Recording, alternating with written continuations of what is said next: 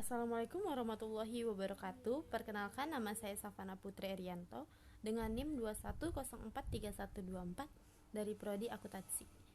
Tujuan saya membuat video ini ialah untuk memenuhi mata kuliah saya, yaitu hukum bisnis dan regulasi dengan topik hukum bisnis dan sistem hukum yang ada di Indonesia.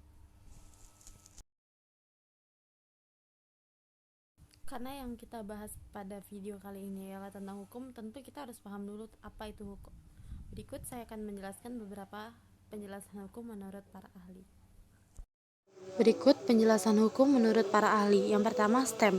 STEM menyatakan bahwa hukum adalah hukum dalam tatanan responsif, memandang dirinya sebagai bagian yang tak terpisahkan dengan dunia sosial yang menyitarinya. Kedua, Suhardi Tasrif. Hukum menurut Suhardi Tasrif adalah keseluruhan peraturan-peraturan hidup yang bersifat memaksa dan dibuat oleh yang berisikan suatu perintah, larangan, izin untuk membuat suatu serta dengan maksud mengatur tata tertib kehidupan masyarakat. Yang ketiga, Sunaryati Hartono. Sunaryati Hartono berpandangan bahwa hukum adalah tidak menyangkut kepribadian seseorang dalam masyarakat, tetapi menyangkut dan berbagai aktivitas manusia dalam hubungannya dengan manusia lain. Yang kedua yaitu hukum bisnis. Pengertian hukum bisnis sendiri ialah keseluruhan dari peraturan-peraturan hukum baik yang tertulis maupun yang tidak tertulis yang mengatur hak dan kewajiban yang timbul dari adanya perjanjian dalam bisnis yang berkeadilan, sehat, wajar, dan dinamis.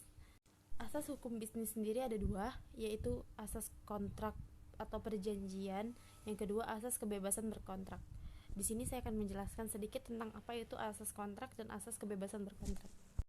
Aspek kontrak atau perjanjian itu sendiri menjadi sumber hukum utama di mana pihak terikat tunduk kepada kontrak yang telah disepakatinya. Aspek kebebasan berkontrak yaitu di mana para pihak bebas membuat dan menentukan isi dari kontrak yang disepakatinya. Yang ketiga yaitu sistem hukum di Indonesia. Sistem hukum ialah seperangkat lembaga hukum, prosedur dari aturan-aturan yang beroperasi. Menurut Badan Pembinaan Hukum Nasional atau BPHN, sistem hukum di Indonesia terdiri dari beberapa unsur, yaitu sebagai berikut. Mengatur tingkah laku masyarakat. Sebuah produk hukum harus mengandung unsur peraturan yang berfungsi mengatur interaksi dan hubungan antar anggota masyarakat di tempat hukum tersebut berlaku.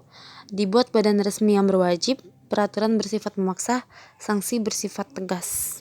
Sekian penjelasan saya pada video ini tentang hukum bisnis, dan sistem hukum yang ada di Indonesia. Lebih dan kurangnya saya mohon maaf. Terima kasih.